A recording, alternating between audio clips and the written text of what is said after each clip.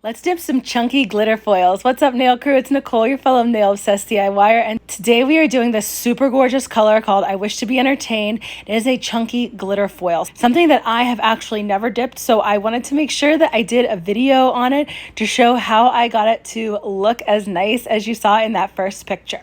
As I always do, I like to dip my shimmers or solids first, so I'm going to go in with this gorgeous off-white creamy shimmer called Flawless My Dear. These are both part of the Bridgerton collection coming out from OG Dip Powder on May 29th, and they are stunning. These are totally giving me like bridal feels, or I don't know, something like super classy. I absolutely love this mani. It ended up being one of my favorite manis that I've ever done. And now you get to see me with short nails. I chopped off all my nails the other week. I was just really tired of long nails. I just needed a break from super long nails, so now I'm going to do a bunch of shorty manicures. I haven't had short nails since last fall of 2022, so I definitely have to get used to them again. I had to get used to how much dip liquid to put on my nails. So that's something that when you chop off your nails, or like if you put really long nails on, you're not going to be quite used to how much dip liquids or gel liquids, if you're dipping with gels. This one I'm actually dipping with dip liquids. You're not going to be used to how much you have to put on your nails. You'll have to do a little bit of experimenting to see like what's the right amount that's going to go on your nails. So when I first started this mani, I know on my pointer finger I put a little too much liquid, so I just had to I just went with it because I haven't, like I said, I haven't done short nails in so long. It was definitely going to take some getting used to. But the upside with having short nails, something that I forgot, was how much faster I can do my nails when they're short. Not like anything crazy. It's not like I get them done in like half the time, but I would say it probably knocked off about 20 minutes to half an hour, which if you're doing your nails at night like I do, that's extra sleep time. Okay, so I'm going to be leaving my nails short for a while. I'm not sure if I'm going to be leaving them square. I tend to love almonds, like it's just my go-to shape, but I'm going to leave them square for as long as I can, probably until they get a little longer, and then knowing me, I will end up going back to almonds. I decided to do an ombre on my middle finger to show how easy it is to ombre a chunky foil glitter. It is a lot easier than you would think. So what you want to do is you only want to dip half of your nail. And if you just dip half of your nail, that's going to leave more room for your glitter, for your chunky glitters and the foils. Since I have builder gel on as a base on my nails, I only needed to do 2 dips of the shimmer, and then I encapsulated those in clear dip powder and activated them so I didn't get any of the glitter on. Now what you're going to see me do is, instead of grabbing my activator, I accidentally grabbed my dip base and tried to slop that on. 10 out of 10, I do not recommend doing that. So I waited a minute until it dried and then put extra activator on. Like normally I just put the activator on like once, just kind of slop it over once I have my clear on, but I did it three times actually, because I was so afraid that having the dip base over it was going to mess it up, but it actually didn't. So I was really happy about that. Now let's get into this gorgeous chunky foil glitter. Anytime you're dipping any kind of glitters, flakes, or foils, you want to pour it into either a dip cup like I'm using. This one is from SJ3. This is like my absolute favorite nail product now, besides like the actual dip powders and liquids and stuff. I can't live without these little cups. I got really upset the other night because they were all dirty, so I like quick washed them before I did this mani, because I don't end up knocking these over as much as I knock over mini cupcake liners or even the big cupcake liners. So if you don't have something like this, you want to put it into a cupcake liner and shake it up. When you shake up your foils, flakes, glitters, whatever you're using, that allows the bigger pieces to come up to the top. And that's how you're going to get that nice spread of glitter and foil, especially in this. So it's really important. And then you can lay your nail flat onto the area that you want on your nail.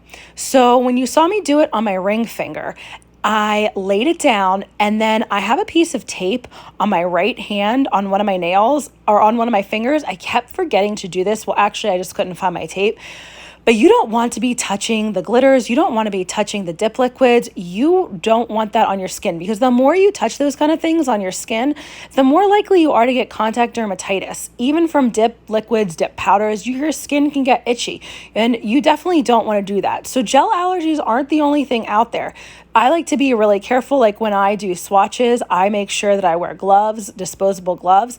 And now that I found my tape again, I'm going to be using my tape on one of my fingers to press down any chunky glitters. Once you get your nail into the glitter, you can see, like, you'll get a bunch of them picked up. So you can use, I was using one of the little stabby sticks that I have to trace around my cuticles. And then I just kind of press down the foils, press down the glitters, move them around, and then use my finger with the tape on them to get everything to lay a little bit flatter. I start pressing them. You want to let it dry for a couple seconds before you start pressing. Like I pressed down on my thumbnail a little bit too fast and I picked up some of the glitter. So if you wait just a couple extra seconds to let it slightly dry, then you'll have time to press it down without too many of the glitter sticking.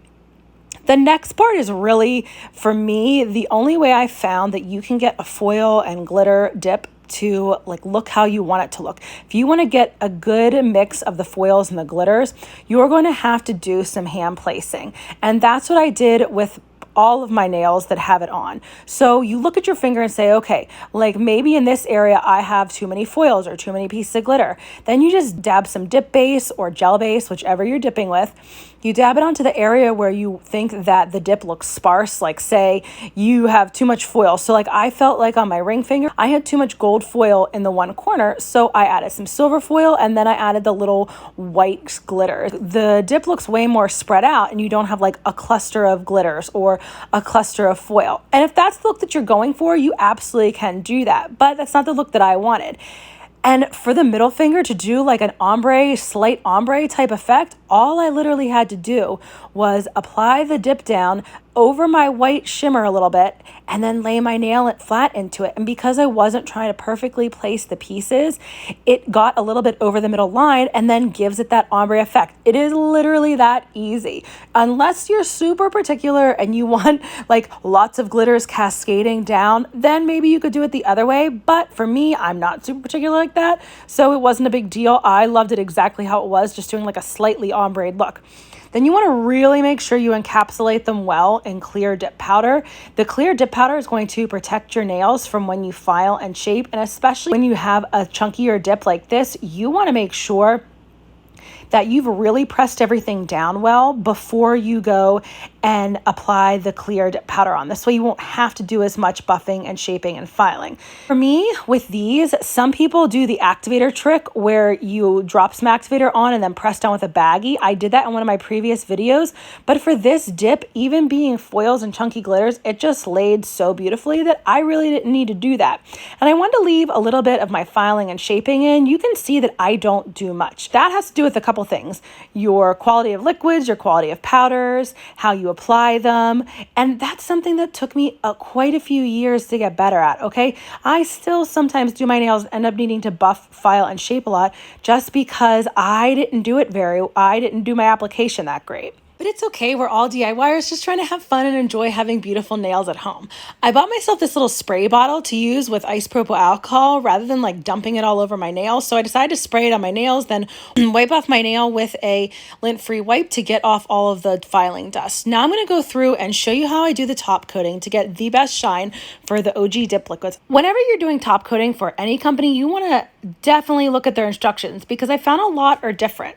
So what you want to do for OGs is you want to do heavy activator on all 5 nails. You do it one hand at a time, which means for me, heavy activator is going back over your nails twice.